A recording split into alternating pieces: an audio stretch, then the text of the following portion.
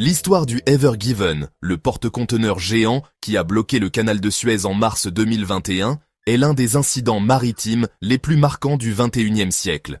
Ce gigantesque navire, de près de 400 mètres de long et pesant environ 220 000 tonnes, s'est échoué en travers du canal, paralysant une voie maritime essentielle au commerce mondial pendant 6 jours et causant des pertes économiques colossales. Ce gigantesque navire de près de 400 mètres de long et pesant environ 220 000 tonnes s'est échoué en travers du canal, paralysant une voie maritime essentielle au commerce mondial pendant 6 jours et causant des pertes économiques colossales.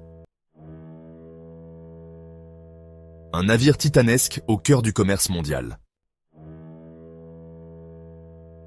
Le Ever Given, exploité par la compagnie taïwanaise Evergreen Marine, mais appartenant à une société japonaise, faisait partie de la catégorie des ultra-grands porte-conteneurs, ULCV.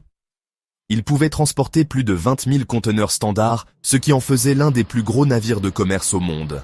Le canal de Suez, reliant la mer Rouge à la mer Méditerranée, est l'une des routes maritimes les plus stratégiques du globe, permettant de raccourcir considérablement le trajet entre l'Asie et l'Europe, évitant ainsi aux navires de contourner l'Afrique par le cap de Bonne-Espérance.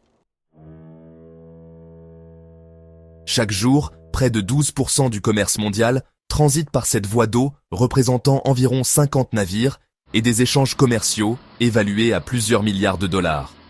La fermeture du canal, même pour une courte période, a donc un impact immédiat et massif sur l'économie mondiale.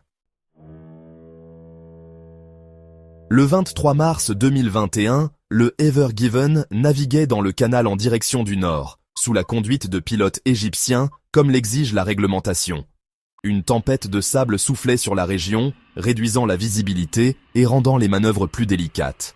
Des rafales de vent atteignant 75 km/h ont probablement contribué à la perte de contrôle du navire, le poussant sur la rive et du canal. En quelques minutes, l'étrave du porte-conteneur s'est enfoncée dans la berge sablonneuse, tandis que la poupe s'est déplacée vers l'autre rive, bloquant complètement le passage.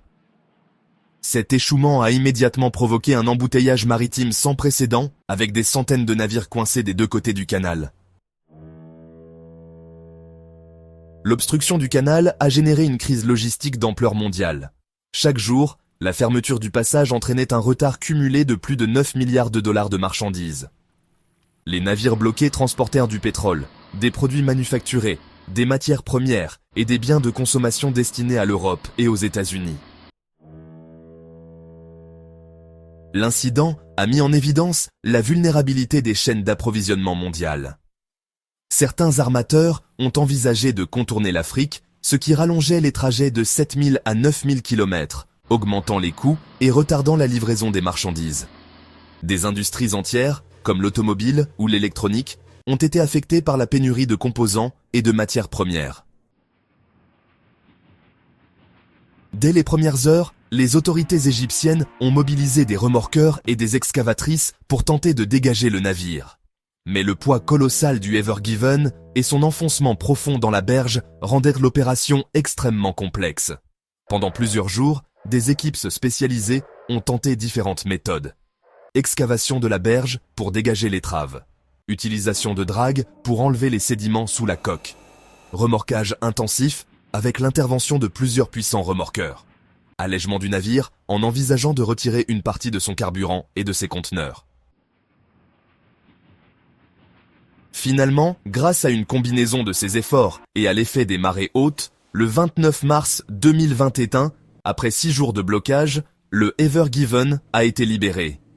Le trafic maritime a repris progressivement, mais il a fallu plusieurs semaines pour absorber les retards et réorganiser les livraisons. Cet incident a suscité de nombreuses interrogations sur la sécurité des grands navires dans le canal de Suez. Il a également mis en lumière la dépendance de l'économie mondiale aux routes maritimes et aux infrastructures critiques. Après l'incident, des discussions ont été engagées sur l'élargissement ou la modernisation du canal, l'amélioration des procédures de navigation, en particulier pour les navires de très grande taille, et le renforcement des politiques de gestion des risques dans la logistique maritime.